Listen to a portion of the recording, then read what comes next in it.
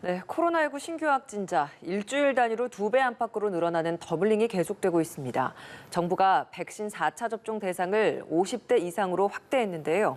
전파력이 이렇게 더 강해진 오미크론 하위 변이인 BA.5 확산으로 재감염 사례도 늘고 있습니다. 관련 내용들 신상엽 한국의학연구소 상임연구위원과 이야기 나눕니다. 어서 오십시오. 어서오세요. 네, 안녕하세요. 네, 코로나19 확진자 증가세가 정말 무섭습니다. 오늘도 지난주에 비해서 2배가 넘는 4만 266명. 이 정도 증가세를 전문가분들은 예상을 하시는 겁니까? 증가 속도가 굉장히 빠른 것 같거든요. 사실 이제 작년에 이제 오미크론이 대규모 유행을 할 때 그 이제 유행 초기 단계를 보면 그때도 일주일에 한 확진자가 2배씩 늘어났던 현상들이 벌어졌거든요. 네. 그러니까 이제 이건 지금 재유행은 이제 시작이 된 거고 이제 유행의 초입 단계에 이제 들어갔다고 이제 볼 수 있는데요. 그렇다 그러면 이 유행이 이렇게 확산할 때 이걸 갖다가 꺾을 수 있는 어떠한 특별한 요소들이 우리가 이제 있느냐라고 네. 봤을 때 지금 그런 게 좀 충분치가 않고 그러니까 어찌 보면 공격하는 인자인 바이러스에는 변이 바이러스가 나타나서 이제 전파력을 높이고 있는데 우리가 가지고 있는 가장 중요한 방어 수단인 백신이나 자연 면역에 의한 그런 면역들은 지금 감염 예방 효과가 떨어지고 있는 이런 상황에서 이제 더블링이 나타난 거라서 앞으로 유행은 당분간 지속될 가능성이 높겠습니다. 공격은 강해졌는데 방어는 강화가 되지 않았다. 뭐 이런 말씀해 주셨어요. 상황이 이렇다 보니까 정부가 주마다 발표하는 코로나19 위험도 낮음에서 지금 8주 만에 중간까지 상향이 됐습니다. 이건 다양한 방역 지표들을 반영한 거죠. 결국 이제 방역 지표라는 거는 이제 후향성입니다. 그러니까 지난주의 상황을 갖다가 이번 주에 발표를 하는 거거든요. 네. 그런데 이제 가장 이제 눈여겨봐야 될 것이 이제 재생산 지수가 1.4까지 올라갔습니다. 근데 예전 기억해 보시면 오미크론 대유행 당시에도 1.4까지 올라갔던 적이 거의 없습니다. 예. 없다고 볼 수 있거든요. 그러니까 이게 이제 어떤 의미를 후향적인 지표라서 어떤 의미를 얘기하냐면 그러니까 한 명이 1.4명을 감염시키는 유행이라는 거거든요. 예, 예. 근데 이제 이게 한 명이 다른 사람한테 가는 걸 갖다 세대기라고 그러는데 오미크론의 세대기가 한 3일 정도 됩니다. 그러면 한 명이 1.4명이 되는데 3일이 걸리고 1.4명이 1.96명이 되는데 6일이면 된다는 거거든요. 말 그대로 이제 일주 만에 2배가 되는 건데 그러면 지금 생각을 해보시면 지난주에 2만이었고 지금 4만이지 않았습니까? 예. 그럼 다음 주엔 8만이고 그 다음 주엔 16만이고 그 다음 주엔 32만입니다. 이게 기하급수적으로 늘어나기 때문에 이게 가벼운 수치가 절대 아니거든요. 그래서 네. 뭐 정부는 지금 뭐 8월 말 9월 초 20만을 얘기하지만 예. 실제적으로 이 유행 추세가 유지가 된다 그러면 8월 초면 20만, 30만에 도달할 수도 있는 그런 상황이기 때문에 그런 부분들까지 고려를 해서 지금의 유행을 좀 이렇게 살펴봐야 될 거라고 생각을 합니다. 예, 지표를 통해서 저희가 앞으로 또 예상을 해볼 수 있는데 지금 보면 하루 평균 확진자가 20대가 가장 높고 사망자는 또 60세 이상이 또 대부분을 차지하고 있는 상황입니다. 이런 현상은 어떻게 해석해 볼 수 있겠습니까? 지금 이제 결국은 60세 이상은 그래도 뭐 일부지만 30% 이상에서 4차 백신 접종을 하신 상태입니다. 그러니까 이제 어느 정도의 감염 예방 효과가 좀 남아 있는 그런 상황이지만 그 60대 미만에서의 이제 과거에 백신 접종을 하시거나 최근에 오미크론에 걸렸던 분들의 상당수는 3개월이 지나게 되면 사실 언제든 재감염이 될 수 있는 그런 상황이기 때문에 젊은 층은 이제 재감염될 요소들을 모두 다 갖추고 있는 상황이고 60세 이상은 일부지만 4차 백신 접종을 통해서 일부 예방 효과가 남아있는 그런 상황이라서 60대 이상의 환자가 늘지는 않고 있고요. 예. 근데 이제 원래 이 오미크론 자체가 고령층에서 사망자 수가 많이 나오는 그런 병이고 50대 미만에서는 사망자 수가 사실상 거의 없는 상황이기 때문에 당연히 이제 60세 이상에서 사망자가 나오는 건 뭐 어찌 보면 당연한 현상이라고 생각이 됩니다. 사망자 오늘 발표된 수치는 12명, 위중증 환자는 7명이 줄어서 67명입니다. 이런 수치들이 저희가 한창 코로나19가 유행했을 때 가장 중점해서 봤던 수치지 않습니까? 네. 근데 이 확진자 증가에 비해서는 많이 올라가지는 않은 듯합니다. 후행성이라서 그렇습니까? 이게 이제 그런 게 있습니다. 지금 이제 우리가 과거에 뭐 보통 3차 정도까지 백신 접종을 많이들 하셨고 또 상당수 국민의 반 이상은 사실 오미크론에 걸려서 지금 면역을 가지고 있거든요. 지금 그런데 우리가 가지고 있는 그런 백신 접종과 자연 감염에 의한 면역이 두 가지 형태가 있는데 하나는 이제 3개월 정도까지는 예방 효과가 있습니다. 근데 지금 현재적으로는 예방 효과는 상당히 떨어졌기 때문에 이제 재감염 유행이 생긴 거고요. 그런데 위중증 예방 효과가 또 별도로 있는데 이 위중증 예방 효과는 아직 남아 있습니다. 그래서 지금 확진자 수는 증가하지만 위중증 환자는 급격하게 예. 당분간은 증가하지 않을 겁니다. 근데 9월 정도가 지나가게 되면 예방 효과도 떨어지고 위중증 감염 예방 진행 효과도 그 예방 효과가 떨어지게 되면서 위중증 환자도 같이 늘어날 수 늘어날 있다. 가능성이 높기 때문에 지금 정부에서 어쩔 수 없이 이제 고위험군 중심으로 4차 백신 접종으로 이 위중증 그 예방 효과를 높이려고 하는 그런 조치를 취하려고 하는 겁니다. 예, 지금 그 확진 추이를 또 보면요. 해외 유입 사례들이 굉장히 많이 늘었습니다. 국내 감염은 오히려 좀 줄고 있는데 해외 유입이 20% 가까이 높아진 이 상황이다 보니까 해외 입국에서의 그 방역이나 검역을 조금은 더 강화해야 되는 게 아니냐 이런 이야기 나오거든요. 근데 이제 뭐 어떤 해외에서 이제 전파력이 강한 이제 변이가 유입이 되게 됐을 때에 그런 입국 제한 조치들은 그 초기에 강력한 효과를 발휘를 하게 됩니다. 네. 근데 이미 지금 BA.5가 국내에 뭐 3분의 1 이상에서 지금 전체 확진자에 검출이 되고 있는 이런 상황에서는 해외에서 들어오는 그런 그것들을 제한하는 게 이제 효과가 떨어지고요. 결국은 이미 국내에 다 퍼져 있기 이미 때문에. 어느 정도 국내 유행을 이제 어떻게 관리하느냐에 초점을 맞춰야 되는 그런 상황이라고 봅니다. 그럼 교수님, 저희가 막 백신도 많이 맞았고 이 일상으로 돌아오기 위해서 국민들도 많은 노력을 하지 않았습니까? 그런데 지금 불청객으로 찾아온 게 BA.5입니다. BA.5 이거 어떤 바이러스이기 때문에 이렇게까지 전파력이 높습니까? 결국은 이제 바이러스가 계속 변화를 하는데요. 이제 우리가 알고 있는 오미크론이라는 게 BA.1은 그냥 원래 오미크론이고 지금 우리나라에 아직 우세종인 건 BA.2 스텔스 오미크론이라고 불렸던 게 이제 그런 유행을 하고 있거든요. 그 이후에 여러 변이들이 나타났는데 이제 가장 대표적인 게 BA.1과 2가 섞여서 재조합이 된 X 변이들이 있는데 이거는 지금 전 세계적으로 재유행을 일으키지 못했고요. 예. 그 이후에 이제 숫자가 멀어지면 멀어질수록 사실 처음과 많이 달라진다는 의미인데 아. BA4랑 5 4랑 5가 지금 전 세계적으로 우세종으로 대부분 변화가 되고 있거든요. 예. 근데 우세종이 된다는 얘기는 되게 단순합니다. 전파력이 더 강하면 우세종이 되는 거거든요. 그런데 지금 BA2보다 BA5가 지금 알려져 있기에는 최소한 30% 이상의 전파력을 가지고 있기 때문에 네. 사실 그대로 두면 이제 자연스럽게 BA5로 우리나라 역시도 우세종이 될 수밖에는 그런 없는 상황이라고 볼 수 있겠습니다. 그렇다 보니까 지금 이 BA.5가 면역 회피 능력도 있고, 그러니까 처음 오미크론보다 숫자가 더 뒤로 멀어질수록 좀 달라진다고 말씀하셨잖아요. 그렇다 보니까 다시 감염되는 사례들이 많이 생기고 있단 말이죠. 이런 현상은 어떻게 봐야 되는 겁니까?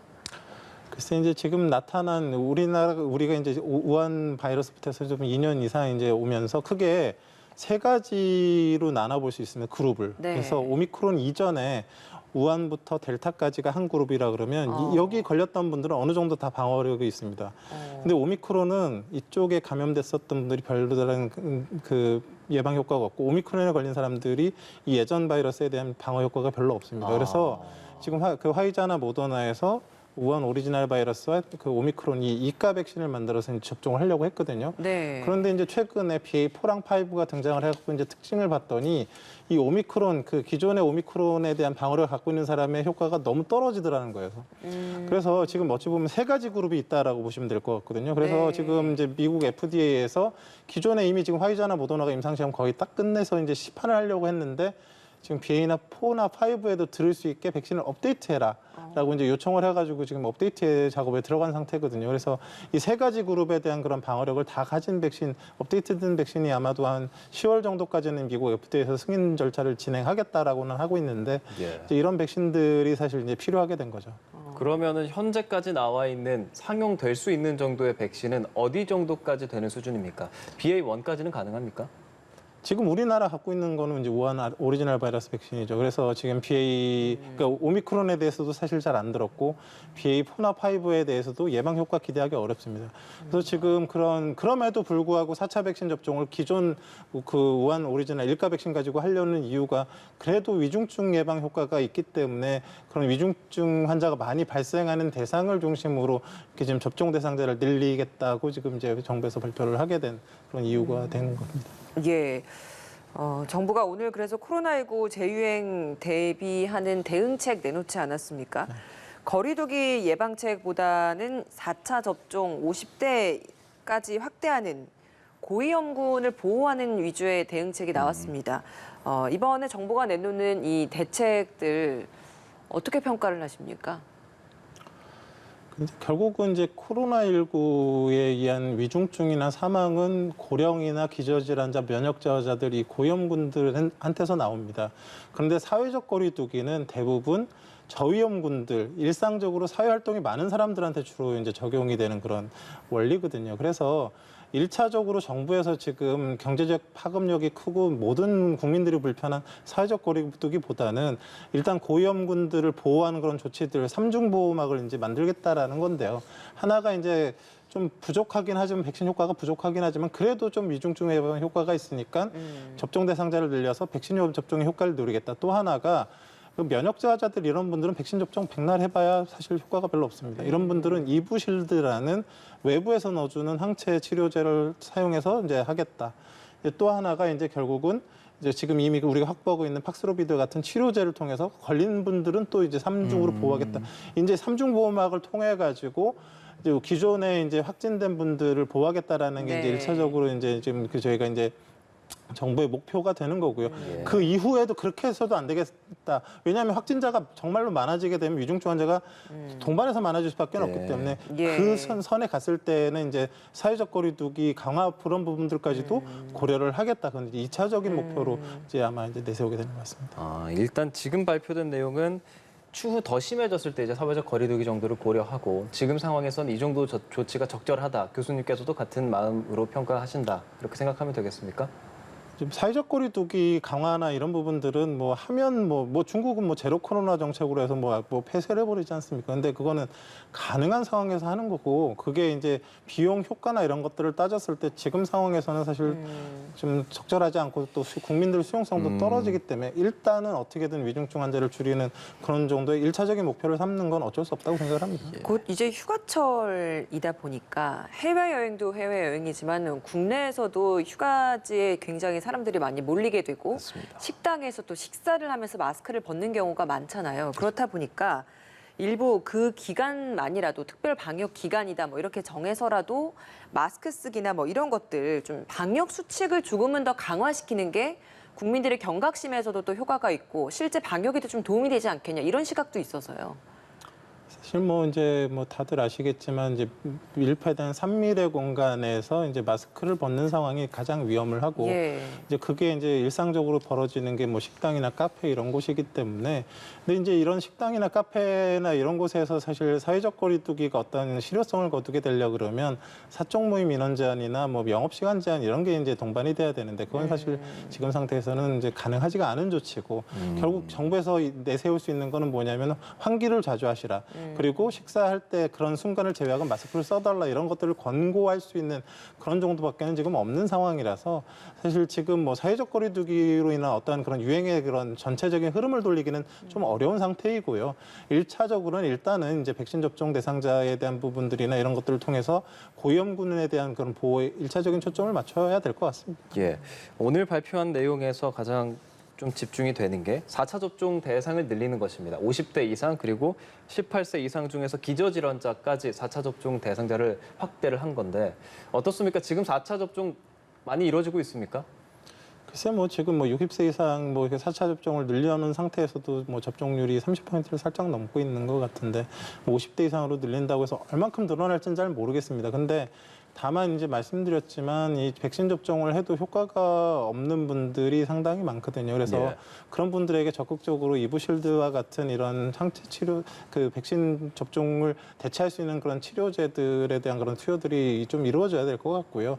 그리고 이제 본인 스스로가 지금 면역이 상당히 떨어져 있다고 생각하시는 분들은 접종이 그나마 그래도 위중증으로 가는 걸 막아주는 효과가 분명히 있기 때문에 예방이 되지는 않겠지만 걸려도 좀 가볍게 넘어갈 수 있는 그런 접종에 또 본인 스스로 판단하셔서 좀 참여하실 필요가 있겠다고 생각을 합니다. 상황이 이렇다 보니까 자가 진단 키트 품절되는 약국들도 다시 생겨나고 있다고 합니다. 이게 뭐 변이가 계속 많이 막 바뀌다 보니까 PCR 검사를 받고 싶어서 이제 신속 뭐 선별진료소에 몰려드는 시민들도 점점 생겨나고 있다라고 하는데 이런 변이 바이러스가 PCR 검사나 뭐 이런 신속 항원 검사 키트로도 충분히 다 검출될 수 있는 성질을 가지고 있는 겁니까? 뭐 일단 뭐 지금 뭐 BA4든 5든 뭐 어떤 지금까지 뭐 나타나 있던 어떤 변이든 간에 우리가 지금 검사하고 있는 그런 뭐 신속 항원 검사나 PCR 검사로는 다 이제 진단이 가능하고요. 예. 다만 이제 뭐 이미 잘 알려져 있지만 자가 검사 키트 같은 경우는 무증상기에 검사했을 때 검출률은 뭐 20% 정도밖에 되지 않는 그런 상황이기 때문에 조금이라도 뭐 역학적인 연관성이 있거나 좀 증상이 생긴 분들은 병의원에 가셔가지고 좀 이제 제대로 된 전문가용 그 검사를 받으셔야만 좀 이제 진단율을 높일 수 있는 그런 상황이라고 판단이 됩니다. 병원에서 받는 그 전문가용 신속항원 검사 정도면은 충분한 정확성이 확보된다고 보시는 겁니까, 교수님? 그렇지는 않습니다. 사실은 이제 신속항원 검사 키트와 이제 전문가용 신속항원 검사 그 키트는 똑같습니다. 예. 근데 이제 전문가용 검사는 이제 증상자한테서 하고 그 이제 그 채취 기계가 봉이 길기 때문에 이제 코 속 깊숙곳보다 이제 바이러스가 많은 곳에서 채취할 수 있기 때문에 정확도가 올라가지만 그럼에도 불구하고 위양성률 걸리지 않았는데도 걸렸다고 진단할 수 있는 그런 우려가 있고 또 이제 검사 채취의 그런 진단율이 한 50에서 90%, 100%가 되지는 못하기 때문에 PCR 검사를 대체할 수 있는 그런 정도는 아니거든요. 그렇기 때문에 60세 이상이거나 어느 정도 이제 그 밀접 접촉을 했거나 이런 의사 소견서가 있으면 PCR 검사 하실 수 있거든요. 보건소에서 무료로 그런 PCR 검사를 좀 더 필요한 경우는 적극적으로 하시는 게 좋겠습니다. 과거에 PCR 검사로만 하고 전문가용 신속항원 검사가 없었을 당시에 그게 생겨난 이유가 확진자가 너무 많아져서였거든요. 지금은 그 정도 수준은 아니기 때문에 지금 정도의 유행 상황에서 PCR 검사를 다시 부활시켜서 많은 이들이 받게 할 수 있게 해야 하지 않을까? 이런 목소리도 있습니다. 어떨까요? 사실은 지금 이 신속항원 검사를 계속 주된 검사를 유지하는 3T에 우리가 과거에 했던 진단, 격리, 치료가 이렇게 원활하게 이루어지는 그런 것들을 통한 방역 통제를 하기는 좀 어렵습니다. 그래서 가능하다 그러면 사실 지금 병의원에서 하는 그런 검사 채취하는 게 PCR 검사랑 신속항원 검사가 똑같거든요. 그래서 병의원에서도 이제 필요한 경우 PCR 검사랑 신속항원 검사를 같이 할 수 있게 해주면 정말로 고위험군들이 PCR 검사를 제때 받지 못해서 진단이 늦어지는 상황들을 좀 줄일 수가 있기 때문에 뭐 그런 검사 세팅이 될 수 있다라면 좀 더 좋겠다는 생각을 해봅니다. 예, 현 시점에서 많은 이들이 정말 걱정이 많은 상황입니다. 백신을 지금 맞아야 할까, 조금 기다려서 비에 오해 맞는 백신이 나올 때까지 좀 기다려야 할까, 뭐 이런 고민도 할 것 같고 앞으로 어떤 식으로 방역을 강화해 나가고 국민들은 어떤 자세를 취해야 한다고 보시는지요? 글쎄 뭐 기본적으로 50세 미만의 대부분의 일상적인 그 정상 면역을 갖고 있는 분들은 그 오미크론이나 뭐 이런 감염에 대도 뭐 그렇게 위험하지는 않지 않습니까? 그래서 지금 정부에서 이제 원스톱 클리닉이라고 해서 이런 경증 환자들이 빠르게 진료받고 진단받을 수 있는 클리닉들을 확대하는 그런 부분들은 이제 경증 환자들에게서 적용이 돼야 될 것 같고요. 근데 이제 중증 환자, 입원 환자 같은 경우에 사실 조금 문제가 있는 게 지금 대부분 대학병원이나 이런 종합병원의 그런 코로나19 병상들이 사라지고 이제 그 감염병 전담병원 중심으로 이제 입원 치료가 진행이 되고 있는데 사실 가장 환자들이 안전한 거는 다니던 병원에서 코로나19 진단받고 치료받는 게 그러니까 감염병 전담병원이 아니라 다니던 종합병원에서 진단받고 치료받는 게 제일 안전하거든요. 그래서 그런 체계들을 좀 잘 거쳐야 될 것 같고 마지막으로 지금 요양시설, 요양병원이 과거 코호트 격리 그런 상황에서 사실 제대로 된 진단과 치료를 받지 못했던 부분들이 있는데 그런 부분들을 보호할 수 있는 그런 곳에서 집단 발생을 했을 때 빨리 전문가가 파견되고 그 치료가 필요한 사람들은 상급종합병으로 옮기고 그렇지 않은 사람들이 이제 빨리빨리 이제 그 약물 치료, 경구 치료제를 받을 수 있는 그런 전체적인 큰 흐름의 체계들이 좀 잡혀야 될 거라고 생각을 합니다. 알겠습니다. 신상엽 한국의학연구소 상임연구위원과 함께했습니다. 오늘 말씀 고맙습니다. 고맙습니다. 고맙습니다.